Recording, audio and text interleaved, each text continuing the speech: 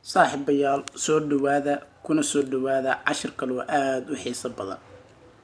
maanta waxaan rabnaa inaan ka hadalno sida Facebook dark mode looga dhigo maadaama aan ka soo hadalnay sida WhatsApp dark mode looga dhigo. waan filayaa asxaabtii WhatsApp-ka isticmaali jirtay ama habeen ku dhafri jirtay inay ka bogadeen ama ay ka bogsoodeen sida loo isticmaalo habeenka WhatsApp-ka. just waxaan rabaa inaan idinka qabtiro Facebook iyadana waa loo isticmaal badan yahay, waa abka aadka loogu isticmaalka badan yahay. waxaan rabaa sida aad habeenkii aad u isticmaali lahayd waa screen-kaaga aad madow uga dhigi lahayd ama shaashada taleefankaaga. mahadsanid la socosho waan qadar yar waxaysiisa soo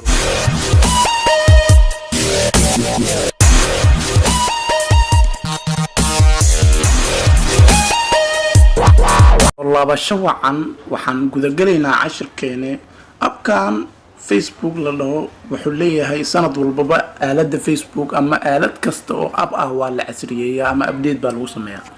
marka Facebook waa la casriyeeyay oo update lagu sameeyay.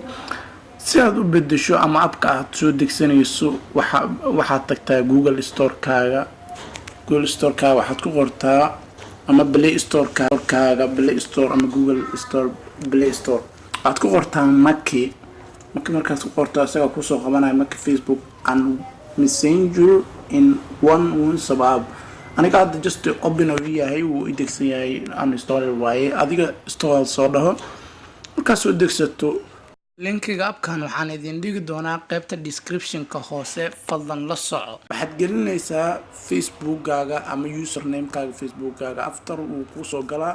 markuu ku soo galo Facebook-gaaga sidaan ku soo baxaa oo ku soo galay. markuu sidaan kuugu soo galo waxaad tagaysaa qaybtan hoose. qaybtaas markaad tagto waxaad tagaysaa meesha waxa ku soo qoran favorite switch setting-kaaga qaybta setting-kaaga taabanaysaa. setting markaad taabato special general notification Facebook manage social nooc badan ku soo waxa quseeya markaad adiga general inaad tagto. general markaad tagtana waa meeshan waxa front size inaad ka qoraalka inaad ka weynaysiiso. marka theme aad tigi marka waa kan noocaad rabtaad ka dhigi kartaa maanta Facebook-gaaga ama color-kaad rabtaad ka dhigi kartaa blue Facebook blue material blue waxa rabtaad ka dhigi material dark mode. marka aniga halka aan jeclahay aan rabo inaan ka dhigto waa AMOLED kan dhexda. Facebook-gayga sidaas ayuu madow ku noqonayaa oo Facebook shaashadiisa just hadda madow iyo waay. marka qofkan rabo ama historigiisa waa kan marka fiirinayso historiga indhaha ka qabtay iyo marka arki jirtay historiyadan oo kale waa marka dayso waa la soo day kartaa historiga qofkan soo geliyay waa la soo day kartaa.